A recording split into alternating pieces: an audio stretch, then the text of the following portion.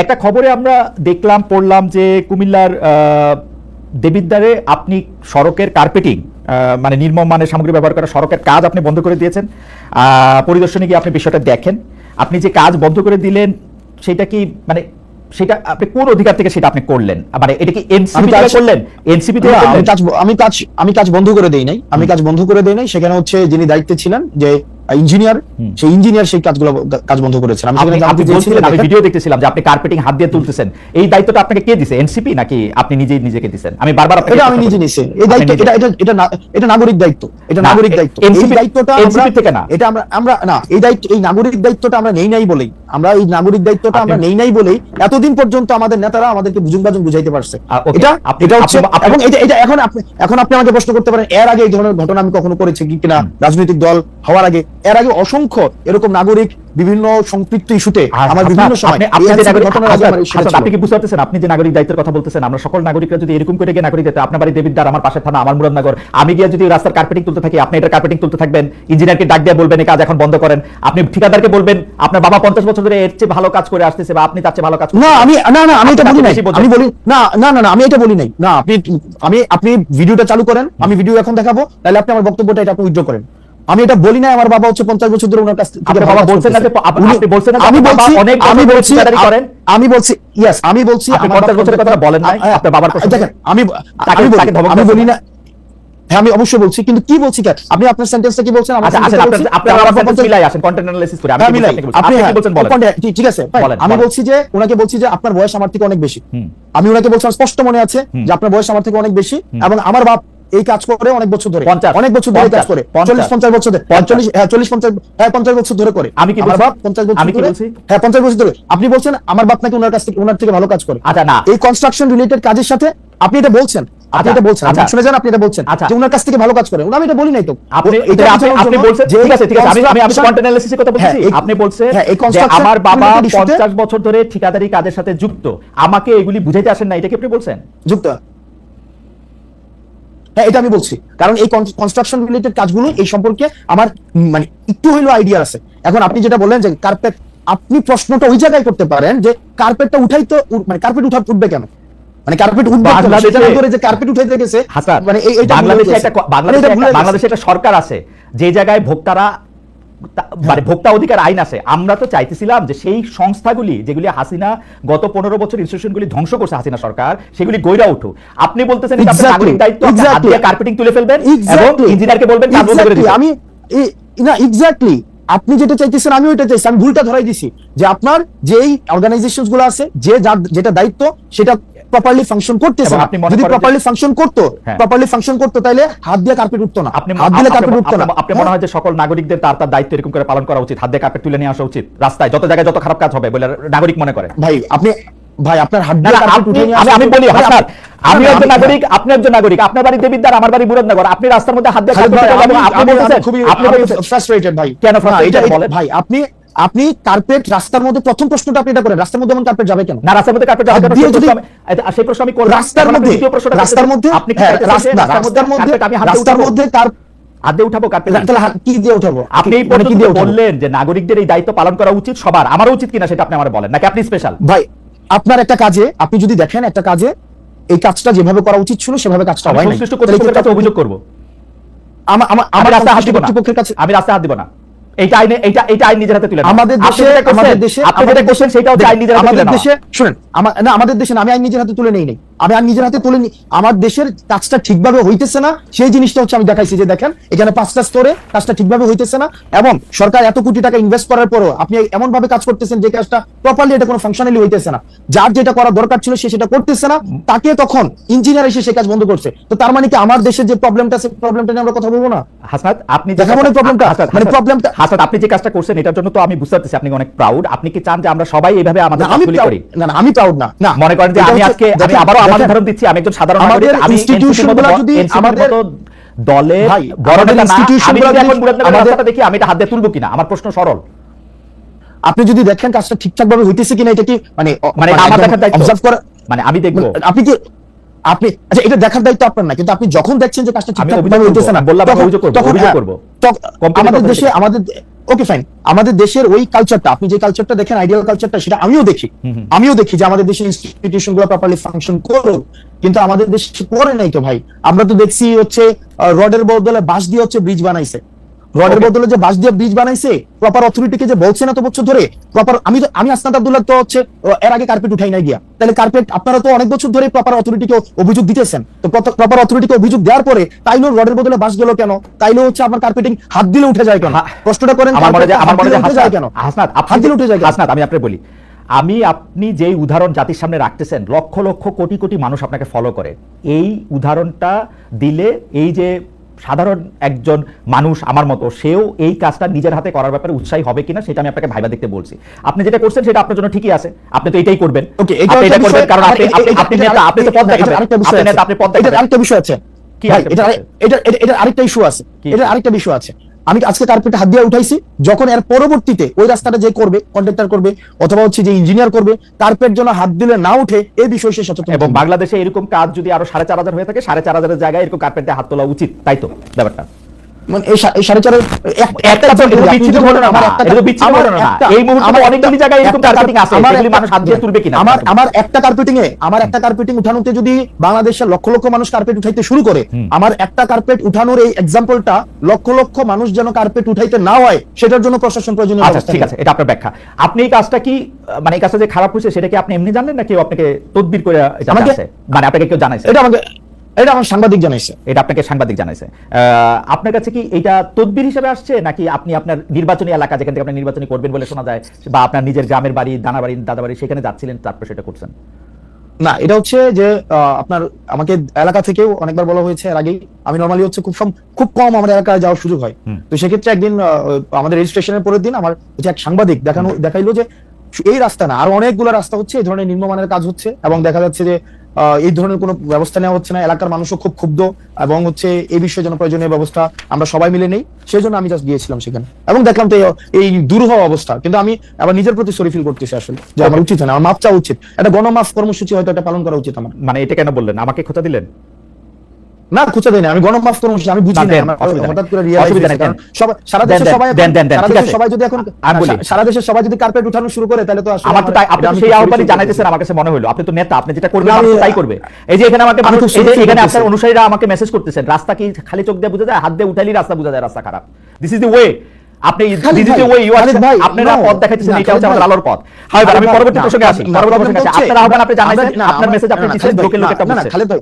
খালিদ ভাই, আমরা ডিসকাশনটা এমন জায়গায় পুট করতেছি, আপনি রাস্তাটা কেন হাত দিলে উঠে যায় আমরা সেই জায়গায় ডিসকাশনটা নিতেছি না, বরং সে কেন চোর ধরাই দিল, এটা হচ্ছে তার প্রবলেম। না, আমার কথা হলো, চোর যদি বাংলাদেশে পুলিশ ছাড়া কম্পিটিটিভ অথরিটিটা যেই ধরুক, আমি সেই ব্যাপারে আপত্তি জানাবো। আপনার স্কুল আলাদা, আপনি বলবেন চোর আপনারই ধরে দেওয়া উচিত, এই হচ্ছে পার্থক্য। আপনি চোর ধরতে চাইলে আপনি বিসিএস দেন, ভাই আপনি অনেক মেধাবী মানুষ, আপনি বিসিবি দেন, পুলিশের চোর ধরে বিচারক হয়, বিচার করে। ওকে ফাইন, তাহলে আমরা ডিসকাশনটা আরেক জায়গায় নেই। না, ডিসকাশন আমার নেওয়ার দরকার নেই, আমি বললাম তো প্রসঙ্গটা নিতে হবে। না ভাই, নিতে হবে, কারণ আমাদের দেশের আপনি যে পুলিশকে আপনি বলতেছেন কমপ্লিটলি ফেল করছে ভাই ইনস্টিটিউশনটা, এটা সিলেক্টিভ। যেমন পুলিশে এটা তো বাস্তবতা, রাজনৈতিক, অন্য কেউ কল দিলে কাজ হয় না, এখন হাসনাত আব্দুল্লাহ কল দিলে কাজ হয়। হাসনাত আব্দুল্লাহ কল দিলে কেন কাজ হবে? কারণ আপনাদের দলের লোক কেন না কেন সিলেক্টিভ হলো এটা? ধরেন আজকে আমার উপদেষ্টা আছে, আমরা তো এই চেষ্টা করতে চাইলাম হাসনাত, আমরা তো এই চেষ্টা করতে চাইলাম, আপনারা নতুন বন্দোবস্তের কথা কই অ্যাবসলিউটলি পুরো বন্দোবস্তের হাতে হাঁটতেছেন। We are in the same page ভাই, we are in the same page. আপনি যেটা চাইতেছেন আমিও সেটা চাইতেছি, কিন্তু প্রবলেম হচ্ছে আপনি যেটা চাইতেছেন আমি সেটা চাইতেছি না। প্রবলেম হইতেছে যেটা আপনি বিদ্যমান কনটেক্সটটাকে বিবেচনায় নিতেছেন না, আমি বিদ্যমান কনটেক্সটটাকে বিবেচনায় নিতেছি। বিদ্যমান কনটেক্সটে বিবেচনায় নেই নাই, আমি তো আওয়ামী লীগের আমলে শুনছি বিকল্প নাই, বিদ্যমান কনটেক্সট বিবেচনায় নিতেছি না, জঙ্গি আইসা করবে, আমি বিকল্প নাই না, আমি সেই জায়গা থেকে শুনছি যে হাসান আব্দুল্লাহ বললে কাজ হয়, হাসান আব্দুল্লাহ এসে রাস্তা তুলে বন্ধ করে দেয়।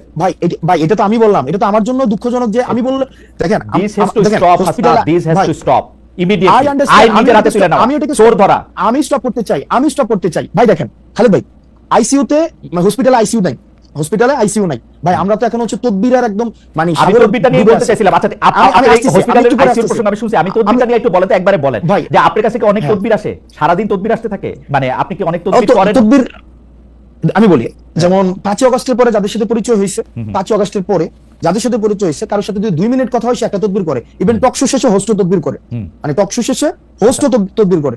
তো সেই জায়গায় হচ্ছে এই যে তদবির করাটা, কেন তদবির করছে? কারণ এই তদবির যারা করে আমি তাদেরও যেমন সমস্যা, একই সাথে একটা সিস্টেম ডেভেলপ করে নেই ভাই। কেমনি সিস্টেম ডেভেলপ করে নাই? দেখা যাচ্ছে যে রোগী যখন হসপিটালে যায় আইসিইউ নাই, তাকে বলা হয় আইসিইউ নাই, তার আইসিইউ লাগবে, আইসিইউ নাই। কিন্তু রাজনৈতিক যে দলগুলো রয়েছে, আমি এখন এসে দেখতেছি তারা ফোন দিলে কিন্তু ঠিকই কাজ হয়। আপনি আজকে দেখেন রাস্তাতে তো দেবিদ্বারে 4 লক্ষ মানুষ আছে, 4 লক্ষ মানুষ থাকা সত্ত্বেও সেখানে হচ্ছে রাস্তায় এই ধরনের কাজ করার আমরা তো মানে সেই সাহসটা পাইছে। আমরা এটার পরিবর্তনটা ভাই আমরা তো চাইছি, absolutely এটার পরিবর্তনটা চাইছি। হ্যাঁ, Absolutely কিন্তু এটা পরিবর্তনটা আনফরচুনেটলি তো সেটা ভাই আনফরচুনেটলি সেটা তো ওভারনাইট হচ্ছে না। আনফরচুনেটলি সেটা ওভারনাইট হচ্ছে না, এবং আমরা অনেক জায়গায় আশাহত হয়েছি। আমরা বারবার করে এই সিস্টেম ডেভেলপ, দেখেন আপনি যে বললেন চোর পুলিশ ধরে দিবে, পুলিশ সংস্কার কমিশনে দেখেন, আজকে আপনি প্রশাসন সংস্কার কমিশন দেখেন, আজকে আপনি এনবিআরও আজকে আন্দোলন চলতেছে, সংস্কার কমিশন দেখেন। আমাদের মনস্তাত্ত্বিক ভাবে এটার একটা হচ্ছে মানে আমার মনে হয় যে জাতিগত একটা পিউরিফিকেশন প্রয়োজন, একদম সবাইকে একসাথে পিউরিফাই করা প্রয়োজন। আদারওয়াইজ আমরা আসলে যেভাবেই বলি না কেন, এটা সংস্কারটা এখন আস্তে আস্তে এটা চ্যালেঞ্জিং হয়ে দাঁড়াইতেছে। ভাই আপনি মনে হয় হচ্ছে আমি পরবর্তী মানে future আছে। সেটা ঠিক আছে, আমি আপনার ব্যাপারটা বুঝতে পারতেছি। আমারও মনে হয় হাসনাত আমি আর আপনি একদমই সেম পেজে, কিন্তু আপনার যে যুক্তি সেই যুক্তি তো আপনারই যুক্তি, বহুবার আপনার সঙ্গে আমারও কথা হয়েছে এখানে। সেইটার ক্ষেত্রে তো আমি আর আলাদা করে আপনাকে আর কনভিন্স করতে পারবো না। কিন্তু আমার কাছে মনে হয়েছে আইন নিজের হাতে তুলে নেওয়ার যে চর্চা গত 15 বছর ধরে ইনস্টিটিউশনগুলি ধ্বংস করার জন্য ছিল, সেই একই চর্চা, একই ফাঁদে, একই রাস্তায় আমরা যেন না হাঁটি। এটা হচ্ছে আমার প্রশ্ন। আপনার এটা নিয়ে কোনো মন্তব্য করার দরকার নেই। আমি এটাকে শতভাগ মানি। একই সাথে আমি এটাও চাই কোন রাজনীতিবিদ যেন তদবির করতে না হয়, কোন রাজনীতিবিদদের যেন যাওয়া না লাগে, কোন রাজনীতিবিদদের ফোনে যেন কোনো ফাইল না ছুটে। আর ঠিক আছে, এটা যেন অটোমেটিক একটা প্রসেসে দাঁড়ায়, এটা যেন একটা অটোমেটিক প্রসেস হয়। ঠিক আছে, 3জন ছাত্র উপদেষ্টা পেয়েছিলাম, একজন ছাত্র উপদেষ্টা সেই দলের আহ্বায়ক হয়েছেন, 2 ছাত্র উপদেষ্টা আলাদা রয়েছেন। এই 2 ছাত্র উপদেষ্টা যখন কোনো সরকারি কাজে সম্পৃক্ত হন, রাষ্ট্রীয় কোনো যখন সিদ্ধান্ত নেন, আমরা দেখা যায় এনসিপি একই সূত্রে কথা বলে। যেমন ধরা যাক দক্ষিণ ঢাকা নিয়ে মেয়র কে হবেন, ইশাক হবেন নাকি অন্য কেউ হবেন, সেটা তো উপদেষ্টা আসিফ এবং এনসিপির কথা পুরোপুরি মিলে যায়। স্পেসিফিক যদি আরো উদাহরণ চান তাহলে আমি এইরকম বলতে পারি যে কোনো একটা জায়গায় গিয়ে দেখেন উপদেষ্টা আসিফ যদি একটা সঠিক পজিশন নেন, একটা রাইট পজিশন নেয় কোন একটা বিষয়, যে কোনো উপদেষ্টা, তো সেক্ষেত্রে এই পজিশনটা কি যদি আমরা এটাকে আবার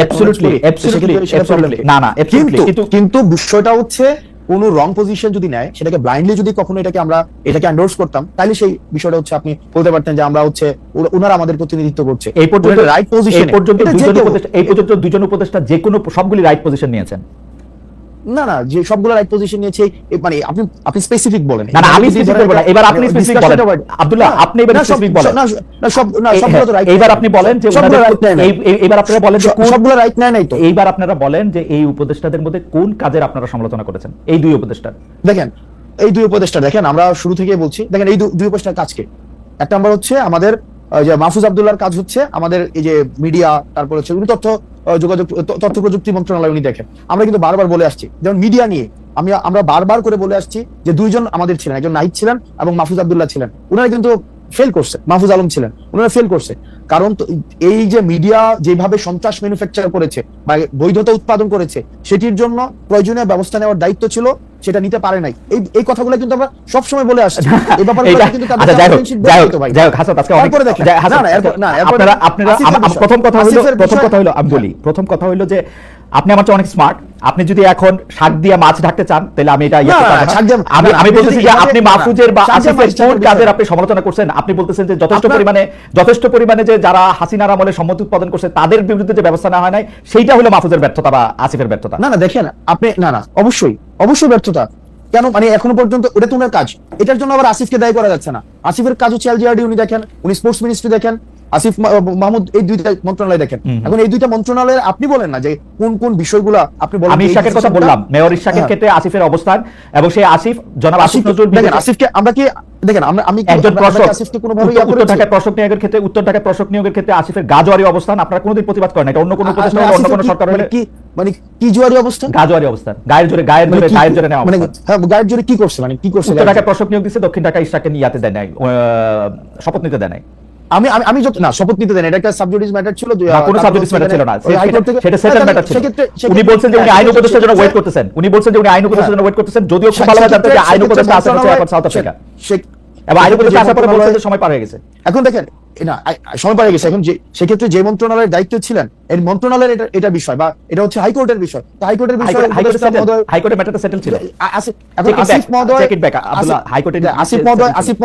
আসিফ মহোদয় তার অনুযায়ী আপনার এলজিআরডিতে উনি যেই ডিসিশন নেওয়া প্রয়োজন উনি এই ডিসিশন নিয়েছে। এটার যদি আপনার কোনো ধরনের আমার প্রশ্ন এটা না, আমার প্রশ্ন এটা না জনাব আব্দুল্লাহ, এইটা আমার প্রশ্নই না। আমার প্রশ্ন হচ্ছে যে আপনারা যৌক্তিকভাবে ওনাদের কাজের কোনো প্রতিবাদ করছেন না। আমার উত্তর, আমার ফাইন্ডিংস হচ্ছে না, আপনারা করেন নাই।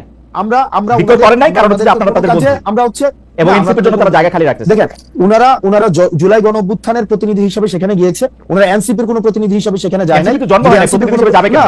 না তাহলে অথবা কি বা আমাদের কোনো প্রতিনিধি হিসেবে সেখানে যায় না, যে তাদের সাথে আমাদের বন্ধুত্বের সম্পর্ক এক নম্বর বিষয়। দুই নম্বর বিষয় যেভাবে বলা হচ্ছে যে তাদের জন্য জায়গা খালি করে রাখা হইতেছে, এটা কমপ্লিটলি একটা ভুল ধারণা।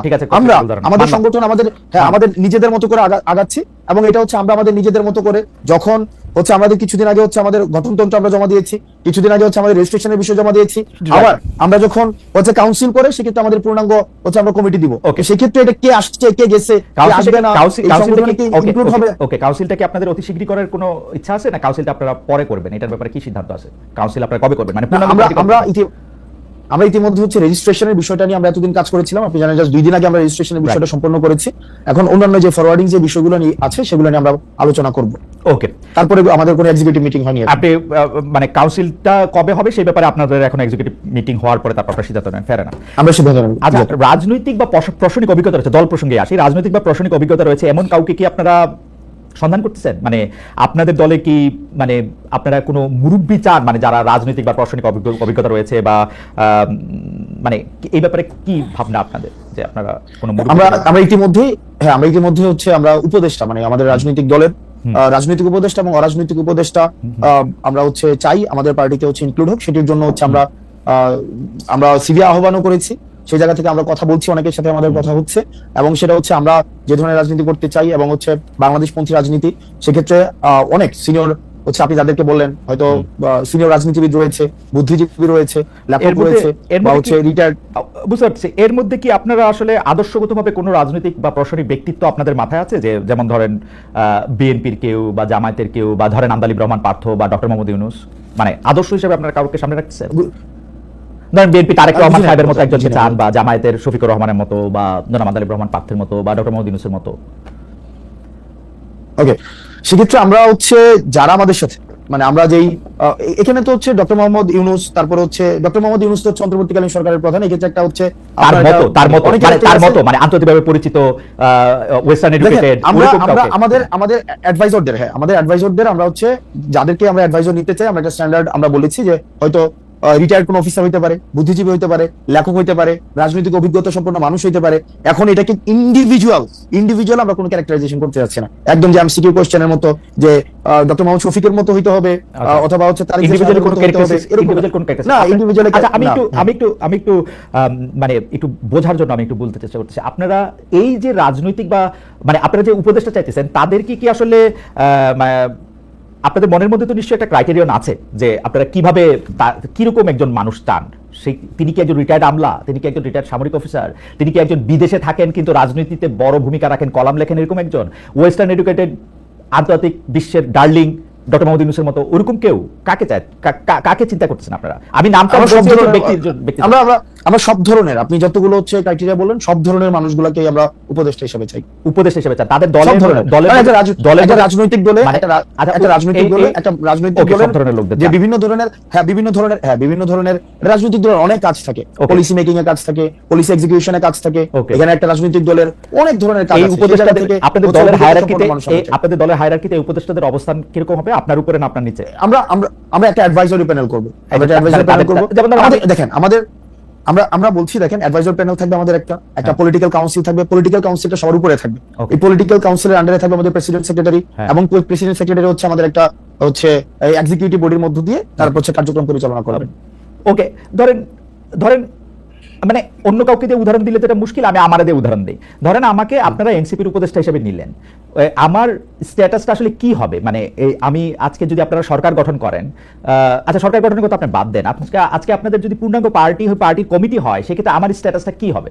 মানে না বুঝলাম, সেই উপদেষ্টা কি সহসভাপতির উপরে, সহসভাপতির নিচে, সভাপতির উপরে, সম্পাদকের নিচে, কিরকম?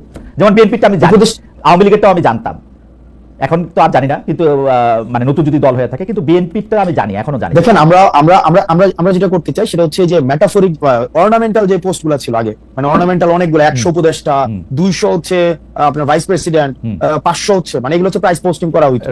আমরা অতীতের, আমি নাম মেনশন করছি না, অতীতের যে রাজনৈতিক দলগুলো অনেকেই এই প্রাইস পোস্টিং এর জন্য বা অনেকে হচ্ছে খুশি করার জন্য এইভাবে হচ্ছে 150 সদস্য বিশিষ্ট উপদেষ্টা পরিষদ যারা হচ্ছে এই পদটা নিয়ে বিভিন্ন জায়গায় জাস্ট ঘোরাফেরা করতো, আলটিমেটলি ফাংশনাল না। রাদার আমরা যেটা চাচ্ছি সেটা হচ্ছে একটা ফাংশনাল একটা পোস্ট হোক। আপনাকে আমি উপদেষ্টা হচ্ছে আমরা দিব কিনা সেটা হচ্ছে আমরা আলাপ আলোচনা করে, মানে যেই হোক, মানে এনিওয়ান, আমরা পার্সোনিফাই করতে চাচ্ছি না, মানে ওই ক্রাইটেরিয়ার ভিত্তিতে আমরা যাদেরকে আমরা উপদেষ্টা, মানে উপদেষ্টা আমরা চাচ্ছি দুই ধরনের। একটা হচ্ছে রাজনৈতিক উপদেষ্টা। রাজনৈতিক উপদেষ্টা হচ্ছে সে আমার পার্টির উপদেষ্টা হিসেবে কাজ করবে, সে পার্টি মানে পার্টিজান উপদেষ্টা সংসদ নির্বাচনে অংশগ্রহণ করবে কিনা, আপনারা তাদেরকে এমপি ইলেকশনে টিকিট দিবেন? আমি তো সেটাই বললাম যে একটা হচ্ছে পার্টিজান হচ্ছে উপদেষ্টা, যে আমার পার্টির উপদেষ্টা হিসেবে কাজ করবে এনসিপি, আর হচ্ছে অরাজনৈতিক, সে হয়তো এনসিপির রাজনীতি করবে না, কিন্তু বা এনসিপির হয়তো একদম সদস্য হিসেবে, যেটা সদস্য ফর্ম কিনে এনসিপির সদস্য হবে, মানে উপদেষ্টাদের এনসিপির সদস্য হইতে হবে। মনে করেন জামাতের প্রধান, তিনি এনসিপির উপদেষ্টা হইতে হবে। আমরা আমরা আমরা আমরা দুই ধরনের উপদেষ্টা, আমরা দুই, আমি অরাজনৈতিক উপদেষ্টাকে আমরা দুই ধরনের, একটা হচ্ছে রাজনৈতিক উপদেষ্টা, একটা হচ্ছে অরাজনৈতিক উপদেষ্টা। অন্য একটা দলের রাজনৈতিক উপদেষ্টা, আপনারা এখানে এসে উপদেষ্টা হলেন, এটা হবে? আমরা একটা অরাজনৈতিক উপদেষ্টাকে তো নিশ্চয়ই হচ্ছে এই পার্লামেন্টের হচ্ছে দিব না, মানে রাজনৈতিক উপদেষ্টা সেক্ষেত্রে হচ্ছে সংসদীয় ইলেকশনের, সেক্ষেত্রে আমরা হচ্ছে আমরা অবশ্যই নমিনেট করতে, আলোচনা সাপেক্ষে নমিনেট করতে। অরাজনৈতিক উপদেষ্টা কি অন্য একটা রাজনৈতিক দল করেও আপনাদের উপদেষ্টা হতে পারবেন কিনা? দেখেন, এই অরাজনৈতিক উপদেষ্টা যারা থাকেন নরমালি, যারা বুদ্ধিজীবী, সাংবাদিক, প্রথিতযশা সাংবাদিক, যাদের হচ্ছে দীর্ঘদিনের রাজনীতি করার একটা অভিজ্ঞতা রয়েছে, সেক্ষেত্রে সে যদি অন্য কোনো রাজনৈতিক দলকে উপদেশ দেয় কোনো বিষয়, সেক্ষেত্রে তার উপদেশ নিতে তো সেক্ষেত্রে এটার কোনো ধরনের মানে কোনো ধরনের সেন্সরশিপ থাকার কথা নয়। ওকে, আমরা আবার একটু এনসিপিতে ফিরে আসি, কারণ এই দলটা তো কি বলবো, যখন এই দলটি গঠিত হয়েছে তখনও সবাই, আজকে যারা আপনাদের রাজনৈতিক বিরোধী দল তাদের মধ্যে থেকে যারা বিএনপি, জামায়াত ইসলামী সহ বড় বড় রাজনৈতিক দলের অনেকেই এনসিপির আত্মপ্রকাশকে স্বাগত জানিয়েছেন, তারা শুভেচ্ছা জানিয়েছেন, আমরাও সকলে স্বাগত এবং শুভেচ্ছা জানিয়েছি, এখনো স্বাগত এবং শুভেচ্ছা জানাই, এবং সেজন্য একটু দলটাকে একটু বুঝতেও চাই। হাসান, আপনার কাছে কি মনে হয় যে এনসিপি অনেকগুলো দল? কারণ মানে নাহিদ, আক্তার, হাসনাত, সাজ্জাদ, পাটোয়ারি বা তাসনিম জারা, সামান্থা বা তাসনুবার এনসিপি, এরা সব আলাদা আলাদা এনসিপি, আপনার কাছে এরকম মনে হয়? আপনি স্পেসিফিক উদাহরণ খুব ভালোবাসেন, আমি চাইলে আপনাকে অসংখ্য স্পেসিফিক উদাহরণ দিতে পারি, যেমন হেফাজতের সম্মেলনে আপনার অবস্থান, আবার সেনাবাহিনী নিয়ে আপনার মন্তব্যের ক্ষেত্রে সার্জিসের একমত না হওয়া, এইটাকে শিষ্টাচার বহির্ভূত বলা পাটোয়ারির। আবার ধরেন নারী ইস্যুতে আপনার অবস্থান বনাম এনসিপির অবস্থান, আপনাদের অবস্থান বনাম বিভিন্ন অবস্থান হেফাজত, সেক্ষেত্রে কি আপনারা আলাদা আলাদা দল কিনা, আপনি যদি একটু ব্যাখ্যা করতেন। Okay fine.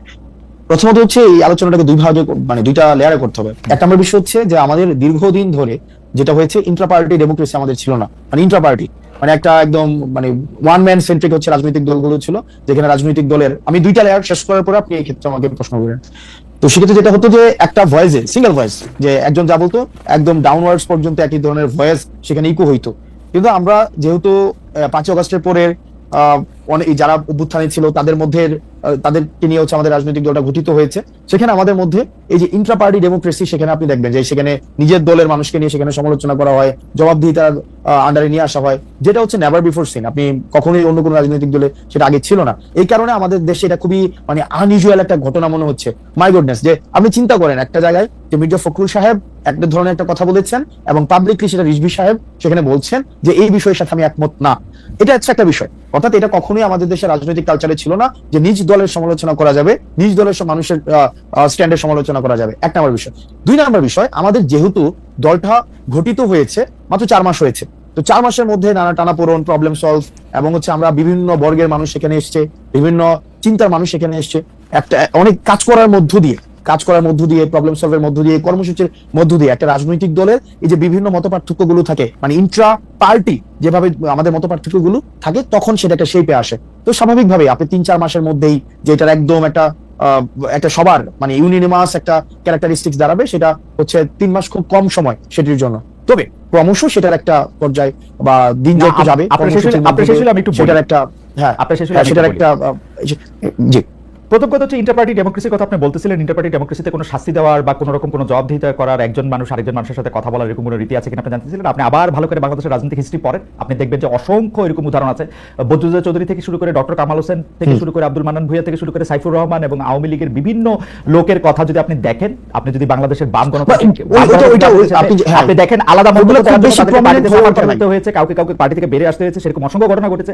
বর্তমানেও যদি আপনি আসেন, এই 3 সপ্তাহের মধ্যে বিএনপি তাদের অন্তত শীর্ষ 2 নেতাকে 2 বার করে শোকজ নোটিস দিয়ে এসেছে, আলাদা আলাদা করে, শুধুমাত্র মন্তব্য করার জন্য। সুতরাং এটা যদি শুধুমাত্র আপনাদের পার্টির একচেটিয়া, সেটা আপনি বলেন না। আর 2 নাম্বার কথা হলো, আপনি তাহলে এবারে আপনি আমাকে একটু পরিষ্কার করেন যে কোন এনসিপিটা তাহলে আসল এনসিপি। আমি যখন দেখি যে এনসিপি হেফাজতের ক্ষেত্রে আপনার অবস্থান, নারীদের ক্ষেত্রে আপনার অবস্থান, সেনাবাহিনীর ক্ষেত্রে আপনার অবস্থান থেকে আমরা হেফাজতের বাইরে সেনাবাহিনী, আমি একটু বুঝতে চাই আপনার কাছ থেকে যে হেফাজতের হেফাজতের প্রশ্নে আমার অবস্থান কি ছিল, হেফাজতের ওই সমস্যা আমার অবস্থান কি ছিল? সেখানে উপস্থিত ছিলেন, আপনি সেখানে গিয়েছিলেন পরে, এবং সেখানে আপনি বক্তব্য রেখেছেন নারী কমিশনের বক্তব্য প্রসঙ্গে। তো সেখানে আপনি বক্তব্য রেখেছেন এবং আপনি বক্তব্য রেখেছেন না, দাঁড়ান, আপনি আমাকে প্রশ্ন করতেই পারেন, আপনি আমাদের মানে আংশিক সত্য, সেটা আংশিক সত্য, আংশিক সত্য। আমি হেফাজতের প্রোগ্রামে গিয়েছি, হেফাজতের প্রোগ্রামে গিয়েছি, এটা সত্য। কিন্তু পরবর্তী যে বিষয়গুলো রয়েছে, সেখানে নারী কমিশনের বাতিল বিষয়ে আমি কোনো কথা বলিনি। আপনি ভিডিও আছে, সব জায়গায় আছে। হেফাজত সেই সভাটা আহ্বানই করেছিল নারী কমিশনের রিপোর্টের এগেইনস্টে। আপনি সেখানে জেনে বুঝেই গিয়েছেন এবং একাত্মতা করতে গিয়েছেন সেখানে। একটা আমার বিষয় আমি একদম অন এয়ারে বলছি আপনাকে, কোনো ইনফর্মালি কোনো আলাদাভাবে বলছি না, অন এয়ারে বলছি। ওই প্রোগ্রামটা ইনিশিয়ালি হওয়ার কথা ছিল, সেখানে যে হেফাজতের শাপলা হত্যাকাণ্ড হয়েছিল, সেই শাপলা হত্যাকাণ্ডের এই বিষয়ে, এবং এর আগে আমরা আওয়ামী লীগ নিষিদ্ধের একটা প্রোগ্রাম দিয়েছিলাম। এই প্রোগ্রামের একদিন পরেই ওই প্রোগ্রামটা হয়েছিল আপনার সোহরাওয়ার্দীতে। আমরা সেখানে, আপনি যদি আমার বক্তব্যতে দেখেন, সেখানে আমি স্পষ্টভাবে আওয়ামী লীগ নিষিদ্ধ নিয়ে কথা বলেছি। 2 নম্বর বিষয়, আমি শেষ করি। 2 নম্বর বিষয়, সেখানে নারী কমিশনের যে বিষয়, সেখানে আমি কমিশন বাতিল বিষয়ে আমি কোনো কথা বলিনি। স্পষ্ট উল্লেখ আছে, সেখানে আমি বলেছি যে নারীদের যে যোগ্য হিস্সা রয়েছে, নারীদের যথাযথ, আমি আপনার বক্তব্য শুনেছি, এবং এই কমিশন নিয়ে যদি কোনো ধরনের মতপার্থক্য থেকে থাকে, সেটি নিয়ে আলোচনার ভিত্তিতে সেটি সমাধান হতে হবে। এবং সেখানে নারীদেরকে নিয়ে হেফাজতের ওইখানে আপনার অবস্থান কি এনসিপির অবস্থান? আমি কোয়ালিটেটিভ ইয়াতে চাচ্ছি না, আমি বলতে চাচ্ছি যে আপনার অবস্থান এনসিপির অবস্থান কিনা। আমাদের এনসিপি নারী কমিশনের বিষয়ে এই অবস্থানটাই ছিল। আমি যে অবস্থানটা, যেই কথাটা সেখানে আমরা বলেছি, কারণ আমরা বলেছিলাম নারী কমিশন আপনার হেফাজতের যে প্রস্তাবগুলো দিয়েছেন করাটা এনসিপির অংশগ্রহণ করা কিনা। দেখেন, সেখানে যে প্রস্তাবগুলো দিয়েছে, আমি আসছি, সেখানে যে প্রস্তাব, আমি যে কথাটা বলেছি, আমার এনসিপির নারী কমিশনের বিষয়ে ঠিক সেই ধরনের অবস্থানটা ছিল, যে আমাদের যে প্রস্তাবনাগুলো দিয়েছিল, সেই প্রস্তাবনার কিছু কিছু জায়গায় আমরা সংশোধনের প্রস্তাব দিয়েছিলাম, যে সংশোধনের মধ্য দিয়ে এই নারী কমিশনের এই বিষয়গুলো ফরওয়ার্ড করা হোক। 1 নম্বর বিষয়। 2 নম্বর বিষয় ওখানের উপস্থিতির যে বিষয়টি, সেটি যে তখন সব রাজনৈতিক দলের, আমাদের হেফাজতের যারা আছেন, সব রাজনৈতিক দলকেই তারা দাওয়াত দিয়েছিল। সেই দাওয়াতের অংশ হিসেবে এনসিপির প্রতিনিধি হিসেবে আমি সেখানে গিয়েছিলাম। আমি অবশ্য এনসিপির এই বিষয়ে দেওয়া পরের প্রেস রিলিজে, পরে তাদের বক্তব্যে, তাদের নেতাদের কথায় কখনো আমি এটা প্রমাণ পাই নাই যে আপনি এনসিপির প্রতিনিধিত্ব করতে সেখানে গিয়েছিলেন।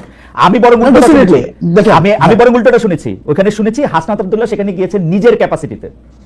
না, নিজের ক্যাপাসিটি। দেখেন, বিষয়টা যে আমরা প্রথম দিন একটা প্রোগ্রাম ছিল, একদম ওই দিনের আগের দিন একটা প্রোগ্রাম ছিল আওয়ামী লীগ নিষিদ্ধের বিষয়ে, এবং আওয়ামী লীগ নিষিদ্ধের বিষয়ে যারা একমত ছিল, সেই জায়গা থেকে আমাদেরকে হেফাজতে ইসলাম পাচ্ছি, এটা খুব সম্ভবত প্রোগ্রামটা ছিল মার্চ মাসে। প্রোগ্রামটা মার্চ মাসে ছিল না? প্রোগ্রামটা মার্চে ছিল প্রোগ্রামটা। তো তখন যে শাপলা হত্যাকাণ্ড নিয়ে সে প্রোগ্রামটা হওয়ার কথা ছিল, এবং সেই জায়গায় আমি গিয়েছিলাম, এবং এটা আমার পার্টি থেকে আমি গিয়েছিলাম। যাই হোক, এটা আপনি নিশ্চয়ই পরে আবার ভেবে দেখবেন, যখন আপনার নিজের রাজনৈতিক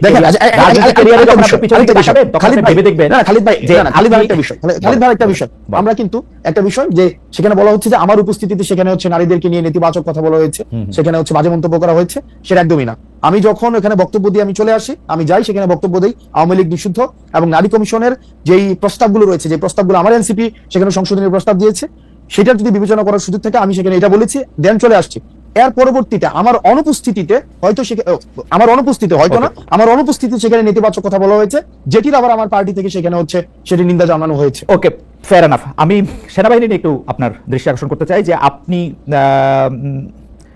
আপনি সেনাপ্রধানকে নিয়ে বলেছিলেন যে আওয়ামী লীগ পুনর্বাসনে আপনাকে সেনাপ্রধানের প্রস্তাব দেওয়া হয়েছে, মার্চে আপনি এরকম একটা পোস্ট করেছিলেন, আওয়ামী লীগকে সেনাপ্রধান বা সেনাবাহিনী পুনর্বাসন করতে চায়, সেই রকম একটা বক্তব্য দিয়েছিলেন। এই বক্তব্যে আপনার বক্তব্যের সাথে আপনাদেরই আরেক নেতা সার্জিস আলম একমত হন নাই, এবং নাসিরুদ্দিন পাটোয়ারী সাহেব সিলেটে এক অনুষ্ঠানে বক্তৃতা আপনার এই বক্তব্যকে শিষ্টাচার বহির্ভূত বলেছিলেন। আপনার একটু মন্তব্য করতে চাই। ওকে, এখানে হচ্ছে সার্জিসের স্ট্যাটাসটা যদি দেখেন, সে আমার বক্তব্যের সাথে একমত না, বিষয়টা এমন না। বিষয়টা হচ্ছে সে বলেছে যে আপনি টোন, সেটিং, মুড, অ্যাটিটিউড, একটা বক্তব্যের মধ্যেই জিনিসগুলো থাকে, টোন থাকে, ওই বক্তব্যের সেটিং, ওই বক্তব্যের মুড, ওই বক্তব্যের অ্যাটিটিউডটা কেমন হয় ওইটা। সার্জিস যেটা বলেছে সেটা হচ্ছে যে আমি যেটাকে বলেছি যে আমাদেরকে এক ধরনের রুড ভাবে বলা হয়েছে, সার্জিস সেটাকে টোন ডাউন করেছে। সার্জিস যেটা বলেছে যে আমার কাছে যেটা রুড মনে হয়েছে ওর কাছে সেটা হয়তো রুড মনে হয়নি। আর নাসির ভাই যেটা হচ্ছে সিলেটের বক্তব্য ইফতার পার্টিতে যেটা বলেছেন যে এই ধরনের বিষয় মানে আমাদের কখনোই দেখা যায়নি যে এই ধরনের বিষয় পাবলিক স্ফেয়ারে কখনো নিয়ে আসা হয়েছে। এই পাবলিক স্ফেয়ারে নিয়ে আসাটা উনি বলেছেন শিষ্টাচার বহির্ভূত। আপনার সাথে কি সে সময় উপদেষ্টা আসিফ যুক্তি করে ওই প্রায় একই সময় যে উনি এই কথাটা বলেছিলেন যে সেনাপ্রধান বুকে পাথর বেঁধে ডক্টর ইউনূসকে মেনে নিয়েছিলেন, সেটা কি আপনার সাথে যুক্তি বুদ্ধি করে তারপর মানে আপনারা দুজন একই জায়গায় ছিলেন আর কি?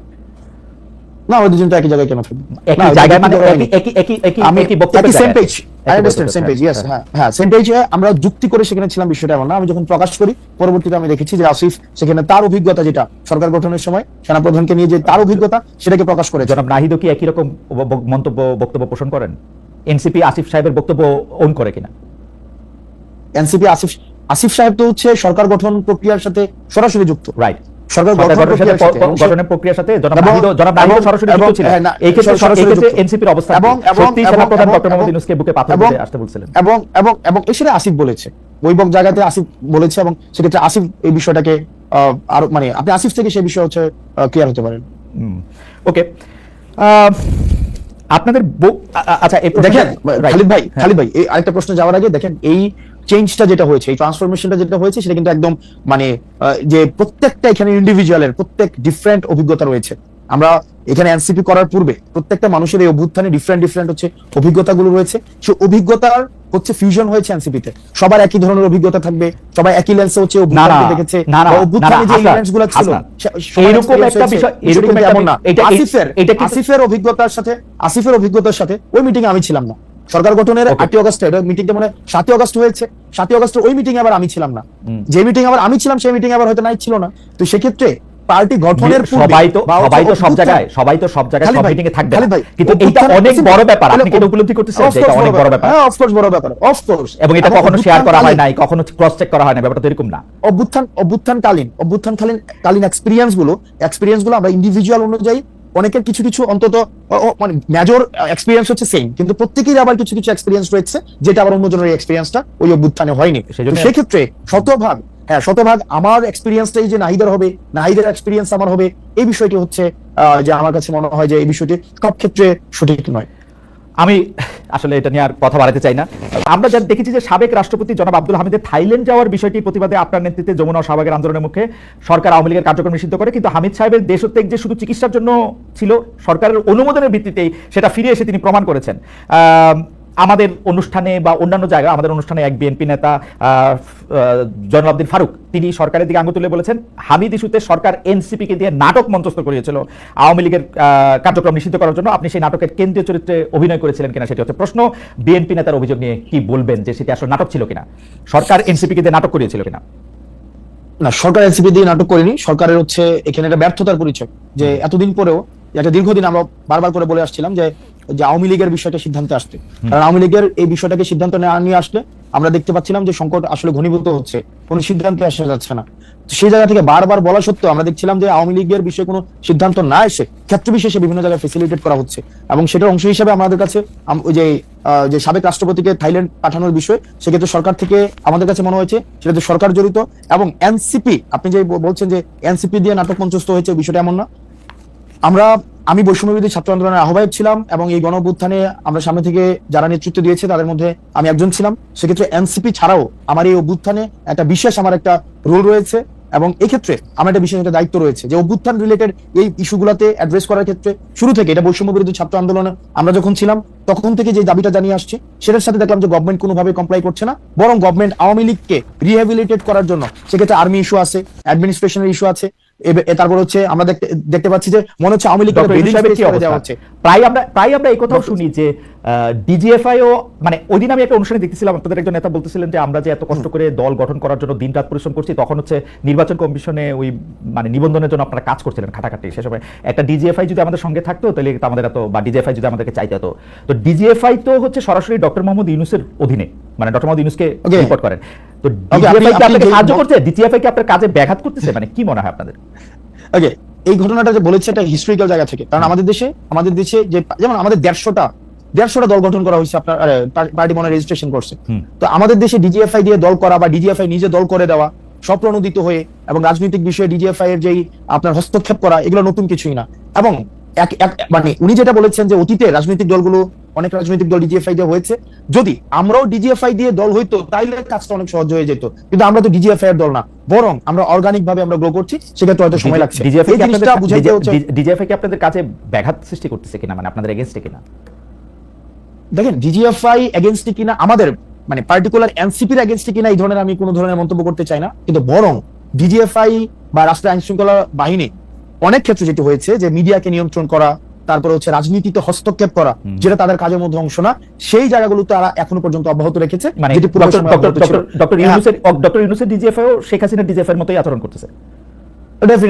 ডেফিনেটলি ওকে, মিডিয়া হস্তক্ষেপ করা হচ্ছে, নিউজ করানো হচ্ছে, এবং দেখা যাচ্ছে ডিজিএফআই পত্রিকা নিউজ করছে, কিছুক্ষণ পরে নামিয়ে তারপরে হচ্ছে আবার মেসেজ দিচ্ছে যে এটা হচ্ছে অনেস্ট মিস্টেক এবং এই ধরনের পুনরাবৃত্তি হবে না।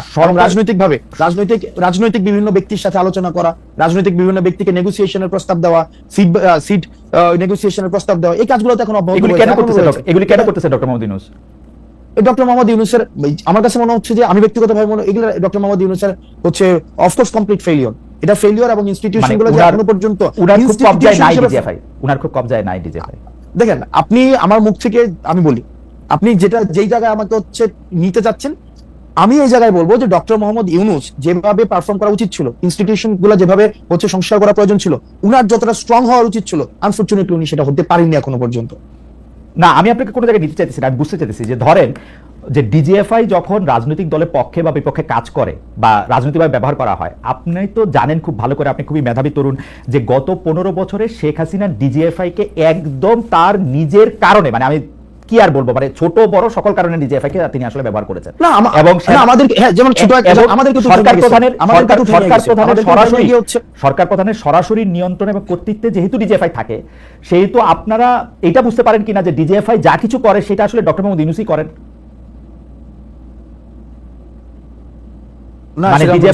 আমরা এটাই বুঝতে পারি যে সব ক্ষেত্রে আমরা এটা বুঝতে পারি, আমি ব্যক্তিগতভাবে এটা বুঝতে পারি, যেহেতু আমি ডিজিএফআই এর সার্ভিলিয়েন্সে দীর্ঘদিন ছিলাম এই অভ্যুত্থানকালীন সময়টাতে, তো সেক্ষেত্রে এটা বুঝতে পারি ডিজিএফআই এর স্টিল মানে যে সংস্কারের প্রয়োজন ছিল, এবং অতীতের তাদের যেই অনেকগুলো কাজ ছিল, যে কাজগুলো জাতির জন্য একটা দীর্ঘমেয়াদী একটা নেতিবাচক একটা প্রভাব রেখে গিয়েছে, সেটির সংস্কারের জন্য সরকারের যে ধরনের পদক্ষেপ নেওয়া প্রয়োজন ছিল, সরকার এখনো পর্যন্ত সে ধরনের পদক্ষেপ নেয়নি।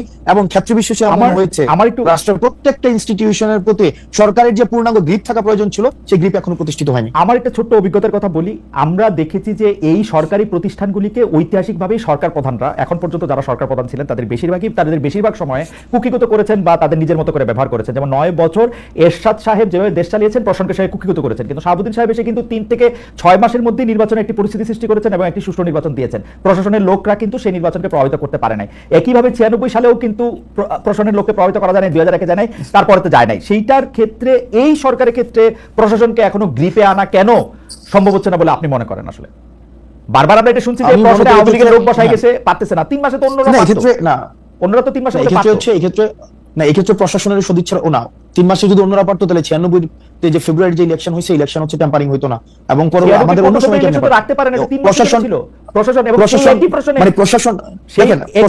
প্রশাসন বিভিন্ন সময় শুধুমাত্র যে প্রশাসনের এই দ্বিচারিতামূলক আচরণ শুধুমাত্র আপনি আজকেই দেখছেন বিষয়টা তেমন না। প্রশাসনের দ্বিচারিতামূলক আচরণ আমি প্রশাসনকে দেখেছি, প্রশাসনের হেড যদি চোর না হয়, শেখ হাসিনাকে আমরা বলেছিলাম যে আপনি শুধু চেয়ারটা থেকে নেমে ইলেকশন দেন, আপনার সব পুলিশরা থাকুক, ওইটা দিতে উনি সাহস করে নাই, কারণ উনি জানতেন তারপর উনি হেঁটে যাবেন, চেয়ার থেকে নেমে গেলে উনি হেঁটে যাবেন। প্রশাসনের বিচারিতামূলক আচরণ দেখেন, আপনি সংস্কার প্রস্তাবনা সেখানে দেওয়া হয়েছে। আপনি দেখেছেন যে সচিবালয়ে কি ধরনের অস্থিতিশীল পরিস্থিতি তৈরি করে রাখা হয়েছে। আজকে এনবিআরও যদি দেখেন একটা সংস্কার প্রস্তাবনা দেওয়া হয়েছে, সেখানে হচ্ছে একটা অস্থিতিশীল পরিবেশ তৈরি করে রাখা হয়েছে। আমি কিন্তু আগে অ্যাকনোলেজ করে নিয়েছি যে ডক্টর মোহাম্মদ ইউনূস যেই আপনি প্রশাসনের হেড অবস্থায় যে ধরনের ওনার সব জায়গায় গ্রিপ থাকার প্রয়োজন ছিল বা সহযোগিতা ডাউনওয়ার্ডস যে একটা ওনাকে হেল্প করার প্রয়োজন ছিল, বা প্রশাসনের যে মনস্তত্ত্ব যে আমরা সরকারকে হেল্প করবো বা একটা ইনস্টিটিউশন গুলাকে স্ট্রেংথেন করার ক্ষেত্রে আমরা হেল্প করবো, সেক্ষেত্রে আমরা সব জায়গায় এই ডট গুলো একটা ডিসকানেকশন আমরা দেখতে পাচ্ছি। আমরা সেখানে শুধুমাত্র ডক্টর মোহাম্মদ ইউনূস, শুধুমাত্র প্রশাসন, এখানে একটা মিউচুয়ালি একটা ডিসকানেকশন ডিসকানেক্টেড আমাদের কাছে মনে হচ্ছে। আমার কাছে মনে হয় যে আমি আমার অভিজ্ঞতা দেখেছি যে সরকার চেঞ্জ হলেই প্রশাসকরা রং পাল্টান, প্রশাসনের কর্মকর্তারা হয় তখন আড়ালে চলে যান বা ভূত থাকেন। প্রশাসনের কর্মকর্তারা কোনো আদর্শের রাজনীতি কখনো করেন না, এবং আওয়ামী লীগ বা বিএনপি কেউ আদর্শের দল হিসাবে তাদেরকে সামনে রেখে করেছেন তারা কেউ করে নাই। যেই তারা চেয়ার থেকে সরে যান তারা কিন্তু তাদের দলের লোক হয়ে পড়েন, একদম অ্যাবসলিউটলি। ডক্টর মোহাম্মদ ইউনূস প্রশাসনকে পূর্ণাঙ্গ রূপে উনি পরিচালনা করতে এখনো পর্যন্ত পরিচালিত করতে পারেনি। সেটা আমার কাছে মনে হয় যে উনি এসে বিচার করার প্রয়োজন ছিল, এবং প্রশাসনে যারা দীর্ঘ একটা সময়ে এই ধরনের আওয়ামী লীগের অন্যায্যতা, আওয়ামী লীগের হচ্ছে যত ধরনের অপরাধকে পৃষ্ঠপোষকতা দিয়েছিল তাদের দৃষ্টান্তমূলক শাস্তি নিশ্চিত ছিল, তাহলে সেটির ক্ষেত্রে অনেকটাই সহজ হতো পূর্ণাঙ্গ হচ্ছে আমাদের সংস্কার কার্যক্রমকে আপনার হচ্ছে সহজ করা। সেক্ষেত্রে আমরা দেখেছি যে উনি অনেকটাই মানে উনি যে আমার থিসিসটা একটু মনে রাখেন, আপনার যারা সমর্থক আছেন তারাও প্রচুর পরিমাণে যে হাসিনা তাদের লোক বসিয়ে গেছিল প্রশাসনে। আমি বলতেছি দায়িত্ব নিয়ে হাসিনার বসানো লোকগুলি প্রশাসনে এখন খুবই দুর্বল, কোনটাসা দেশ ছেড়ে পালাইছে, এবং যারা আছে তাদেরও কোনো রকম কোনো সাহস নাই। সুতরাং এই জুজুর ভয় আর দেখানো যাবে না, পাওয়াও যাবে না। আমি পরবর্তী প্রশ্নে আসি। নাই, একজনও নাই। আমি খোঁজ নিয়ে বলতেছি, জেনে বলতেছি হাসিনার লোক একজনও নাই প্রশাসনে। এখনো আছে ভাই। আচ্ছা, এখনো আছে, ঠিক আছে। আপনাদের এই থাকাটা সরকারের ব্যর্থতা অবশ্য। আমি একটা কথায় আসি যে জুলাই ঘোষণাপত্র, জুলাই সনদ কিছু এখনো হয়নি। আপনারা নিজেরাই যখন জুলাই ঘোষণাপত্র প্রকাশের উদ্যোগ নিয়েছিলেন, সরকার তখন আপনাদের থামিয়ে দায়িত্বটি দেয়। সর্বশেষে আইন উপদেষ্টা বলেছিলেন যে 30 কর্মদিবসের মধ্যে ঘোষণাপত্র চূড়ান্ত হবে। আপনারা কি জানেন যে এটা আসলে এখন কোন অবস্থায় আছে?